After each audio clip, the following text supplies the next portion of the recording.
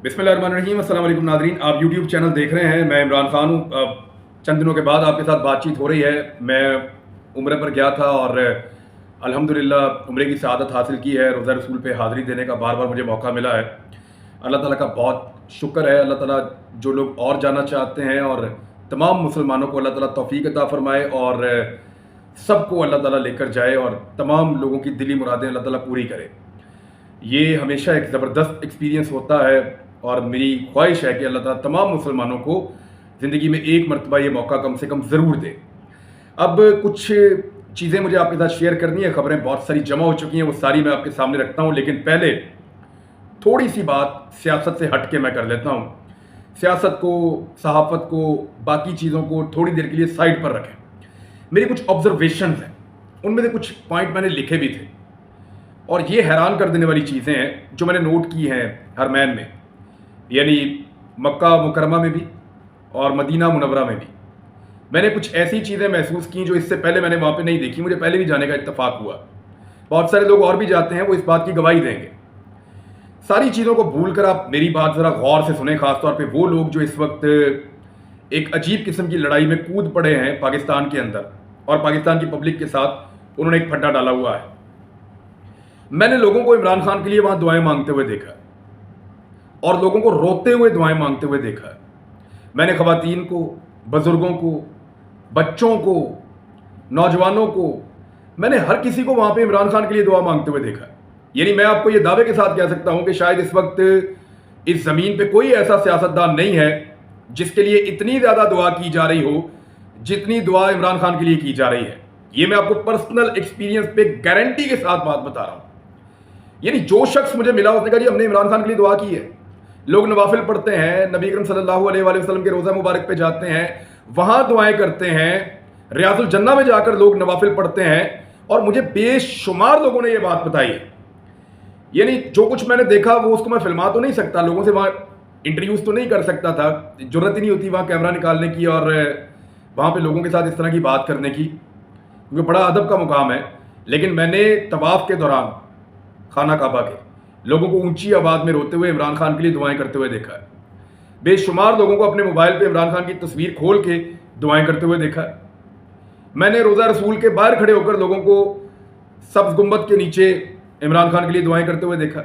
मस्जिद नबी के अंदर मैंने ये होते हुए देखा। फिर जितने लोगों से मेरी इंटरेक्शन हुई, मेरी आदत है मैं लोगों से घुल मिल जाता हूँ, बातचीत करता रहता हूँ हर जगह पे, चाहे वो टैक्सी ड्राइवर्स थे, चाहे वो होटल वाले थे, चाहे वो मदीना और मक्का के रहने वाले पाकिस्तानी थे या वहां के लोग थे। मुख्तलिफ लोगों से मेरी बहुत सारी बातचीत हुई है। सिर्फ पाकिस्तानी नहीं, बांग्लादेश के लोग, अफगानिस्तान के लोग, सऊदी अरब के लोग, मिस्री, तुर्की के लोग, ओमान के लोग, यूरोप से आने वाले जो मुसलमान हैं, उन लोगों की मैं आपको बात कर रहा हूं। जितनी दुआएं मैंने उनको करते हुए देखा, लोगों को, सेंट्रल एशिया से जो आने वाले लोग हैं, मुस्लिम ममालिक से, वो पाकिस्तान को जानते हैं, इमरान खान को भी जानते हैं। जिनसे भी मेरी मुलाकात हुई वो ना सिर्फ इमरान खान को जानते थे बल्कि इमरान खान के बारे में वो अपनी नेक तमन्नाएं रखते हैं। वो उनको ओवरसीज चाहे दुआ करें या ना करें, लेकिन वो इमरान खान के लिए नेक तमन्नाएं रखते हैं। मैंने किसी और लीडर के लिए ऐसे इन घरों में, अल्लाह के दोनों घरों के अंदर ऐसे दुआएं होती हुई नहीं देखी। बेशुमार लोग, हर जगह पे मैं जितनी ज़ियारतों पे गया वहां पे जो लोग मिले, लोग मेरा चेहरा पहचान लेते हैं और वो मुझे रोक लेते थे, मेरे साथ बात करते थे और वो ये कहते थे कि उन्होंने इमरान खान के लिए फलां जगह पे खड़े होकर दुआ की और फलां जगह पर खड़े होकर दुआ की। मैं दावे से आपको ये बात कर सकता हूं कि इस वक्त वाकई किसी सियासी शख्सियत के लिए दुनिया में इतनी दुआएं नहीं हो रही जितनी इमरान खान के लिए हो रही हैं। लाखों लोग दुआएं कर रहे हैं, हज़ारों लोग नवाफिल पढ़ रहे हैं, कोई उनके नाम का तवाफ कर रहा है, कोई रोज़े के ऊपर जो है वो जाकर सलाम पेश कर रहा है। यानी मुझे एक चीज़ जो है वो मेरी समझ से बाहर है कि ऐसे शख्स को कैसे शिकस्त दी जा सकती है जिसके लिए इतने लोग दुआ कर रहे हैं। यानी मुझे इमरान खान के मुखालफिन के लिए खौफ आ रहा था कि वो किस आदमी से लड़ रहे हैं। यानी सादी सी बात यह है कि आप एक इंसान से तो लड़ सकते हैं, लेकिन आप अल्लाह से मांगी हुई दुआओं से कैसे लड़ सकते हैं? आप दुआओं से नहीं उलझ सकते। आप इंसान से लड़ सकते हैं, दुआओं के साथ आप लड़ नहीं सकते। मुझे अब समझ आई कि वो कौन सी चीज़ है जो इमरान खान के आगे ढाल बनी हुई है इतने मुश्किल हालात के बावजूद। बहुत सारे तजर्बात और भी हुए हैं, मैं वक्तन फ़वक्तन आपको बताता रहूँगा, लेकिन एक बात तो क्लियर हो गई है कि दुआ एक ऐसी चीज़ है कि बड़ी से बड़ी मुसीबत को टाल देती है। और प्रैक्टिकली अब मुझे, क्योंकि कुछ चीज़ें समझ नहीं आती थी कि इतने ज़बरदस्त मिशन बनाए जाते हैं, इतना ज़बरदस्त जाल बिछाया जाता है, इमरान खान उसमें से निकल जाते हैं। क्यों निकल जाते हैं उसका जवाब मुझे सऊदी अरब में ये जो दौरा किया है, उम्रे के लिए मैं गया था, मुझे इसमें जवाब मिला है। अब आ जाए, सुप्रीम कोर्ट में एक बड़ी सुनवाई हो रही है, आज भी ये केस चलेगा, गुज़िश्ता चंद दिनों से चल रहा है, मैं इसको रिपोर्ट नहीं कर पाया, लेकिन क्योंकि PMLN ने इदारों के अंदर बड़ी इन्वेस्टमेंट की हुई है, तो वो अब अपनी इन्वेस्टमेंट की वसूली चाहते हैं, और ये सब लोग जानते हैं कि एक्चुअली हो क्या रहा है। यही जजेस जब सो मोटो लेते हैं और शहबाज शरीफ की हुकूमत बनती है, इमरान खान की हुकूमत का खात्मा होता है, तो सो मोटो बहुत अच्छा था। अब यही जजेस जब सो मोटो ले रहे हैं और पाकिस्तान को इलेक्शन की तरफ लेकर जा रहे हैं आईने पाकिस्तान के लिए, आईने पाकिस्तान के तहत, तो सो मोटो बहुत बुरा है। यही बेंच बना था जजेस का, मैं आपको नाम बता देता हूं, जस्टिस उमर अता बंदयाल साहब, chief justice of Pakistan, justice Ijazul Ahsan साहब, जस्टिस मजहर आलम साहब, जस्टिस मुनीब अख्तर साहब और जस्टिस जमाल खान मंदोखेल साहब। इन्हीं जजेस ने फैसला दिया था इमरान खान साहब की हुकूमत खत्म हो गई थी, तो तब ये बेंच बहुत अच्छा था, तब ये जजेस बहुत अच्छे थे। मुझे तो बयानात अभी तक याद है, शहबाज शरीफ ने स्टेटमेंट दिया था, नजरिया जरूरत दफन हो गया, आज बड़े खुश थे वो। बिलावल ने स्टेटमेंट दिया, जरदारी ने स्टेटमेंट दिया, ANP ने स्टेटमेंट दिया, फजलुर रहमान ने स्टेटमेंट दिया, उनके बेटे ने स्टेटमेंट दिया, मरियम नवाज ने स्टेटमेंट दिया, MQM ने स्टेटमेंट दिया, सबने कहा कमाल कर दिया अदलिया ने, क्योंकि उस वक्त इमरान खान की हुकूमत खत्म हुई थी। लेकिन आपको मैं एक चीज बताता हूं, और आप इस बात की गवाही देंगे, इमरान खान साहब और उनके लोग ये जरूर कहते रहे हैं कि 12 बजे अदालतें क्यों खोली गई। वो ये जरूर कहते रहे हैं कि उनके खिलाफ जो कुछ हुआ उसके अंदर एक साइफर था, उसका एक रोल था, अदालत को वो मामला देखना चाहिए था, उनका अपना शिकवा था। वो फैसले के ऊपर रद्द-ए-अमल जरूर देते रहे, लेकिन उन्होंने जजेस की जात के ऊपर अटैक नहीं किया, उन्होंने जजेस के ऊपर हमला नहीं किया। इमरान खान साहब ने किसी एक जज का भी नाम लेकर ये नहीं कहा कि ये जज वो है और इस जज ने वो कर दिया और उस जज ने वो कर दिया। उनके पीछे भी क्राउड आता था, वो चाहते तो तस्वीरें निकाल के दिखा सकते थे, वो चाहते तो वो भी एक मसला पैदा कर सकते थे, लेकिन इमरान खान साहब ने ऐसा कुछ नहीं किया, अदलिया के ऊपर अटैक नहीं किया। लेकिन अब जो लोग माजी में कह रहे थे सो मोटो बहुत अच्छा है, वो कह रहे हैं आज बहुत बुरा है, सो मोटो का कानून ही खत्म कर दो। जो लोग माजी में कह रहे थे कि ये बेंच बहुत अच्छा है, इन्होंने जबरदस्त काम किया है, आज वही सारे लोग, उनके स्टेटमेंट हैं, वो अदलिया के खिलाफ बात कर रहे हैं और लगातार अदलिया के खिलाफ बोलते चले जा रहे हैं, बोलते चले जा रहे हैं। यानी एक चीज जो मुझे बड़ी अजीब लगी, अदलिया के बारे में बहुत सारी चीजें जो डिस्कस हो सकती हैं, लेकिन मेरे ख्याल में एक नया कट्टा खुल जाएगा, अभी उसको रहने दें, और मेरे ख्याल में अदलिया आइन और कानून के मुताबिक इंसाफ करेगी और अवाम को आइन के मुताबिक वोट डालने का हक लेकर देगी। अगर ऐसा नहीं होता और अदलिया माफिया के आगे हारती हुई दिखाई देती है, तो फिर इंसाफ का बोलबाला नहीं होगा, फिर पाकिस्तानी रद्द-ए-अमल देंगे जो पाकिस्तानियों का हक है, फैसले के ऊपर जो राय आएगी वो आपके सामने होगी। लेकिन फजलुर रहमान साहब, मौलाना फजलुर रहमान साहब, उनके बेटे ने एक कारनामा किया है, उन्होंने असेंबली में खड़े होकर यह कह दिया, पहले वो ये कह रहे थे कि अदलिया ने कमाल काम कर दिया, ये हो गया वो हो गया, जब इमरान खान की हुकूमत खत्म करके शहबाज शरीफ को लाया गया। अब वो ये कह रहे हैं कि अगर आर्मी चीफ को पार्लियामेंट बुला सकती है तो चीफ जस्टिस को क्यों नहीं बुला सकती। तो फजलुर रहमान साहब के जो साहबजादे हैं, फजलुर रहमान साहब ने, मुझे तो उम्मीद थी बड़ी अच्छी तरबियत की होगी, लेकिन उनका तो नॉलेज ही नहीं है, उनको तो पता ही नहीं है।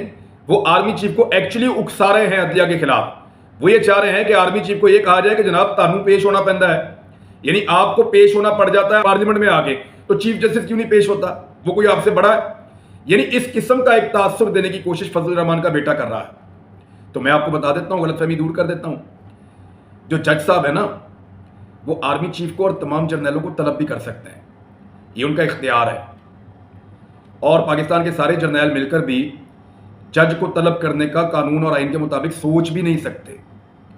ये है दोनों के इख्तियार के अंदर फर्क, और ये है दोनों के रुतबे के अंदर फर्क। आर्मी चीफ के रैंक के पाकिस्तान में बेशुमार ऑफिसर्स हैं, चीफ जस्टिस ऑफ पाकिस्तान में एक ही है। ये है वो फर्क जो फजलुर रहमान के बेटे को नजर नहीं आ रहा। मेरे ख्याल में आर्मी चीफ जनाब आसिम मुनीर साहब फजलुर रहमान के बेटे की बातों में नहीं आएंगे, बल्कि उनकी सरजरिश करनी चाहिए कि भाई आप अदलिया में और फौज में तकसीम पैदा करने की क्यों कोशिश कर रहे हैं, और हमें एक दूसरे के सामने लाकर खड़ा करने की क्यों कोशिश कर रहे हैं। अदलिया रियासत का एक सुतून है। रियासत के 4 पिलर्स होते हैं ना, उनमें से एक अदलिया भी है। लेकिन फौज रियासत का पिलर नहीं है, यानी फौज को वो अहमियत नहीं दी गई कि रियासत के 4 सुतूनों में से एक सुतून फौज हो। लेकिन अदलिया रियासत का एक सुतून है, उसकी ताकत, उसका एहतराम अपनी जगह पे है। लिहाजा फजलुर रहमान के बेटे ने एक साजिश की है, ऐसा लगता है कि खलीज पैदा करने के लिए 2 इदारों में। और वैसे भी आपको पता है, बेनजीर भुट्टो साहिबा ने कहा था कि नवाज शरीफ अपने फायदे के लिए जजों को भी लड़वा देते हैं। इस वक्त इसी तरह की एक सूरत बनी हुई है। मैं उस पर अभी बात नहीं करता, लेकिन ये चीजें आने वाले दिनों में डिस्कस जरूर होंगी और सामने आएंगी और आपको पता चल जाएगा। इमरान खान साहब तो बार बार कहते हैं साइफर वाला मामला अदालत सुने, तो अदालत ने नहीं सुना। तो जब अदालत ने नहीं सुना तो क्या इमरान खान ने जजेस का नाम ले लेकर उनके ऊपर अटैक किया? नहीं किया। लेकिन जब वजारत आला पंजाब का मामला आया और हमजा शहबाज के खिलाफ फैसला हुआ, तो वही मरियम नवाज जो चंद महीने पहले उसी बेंच, उन्हीं जजेस और उसी सो मोटो के ऊपर बगले बजा रही थी, उन्होंने क्या कहा?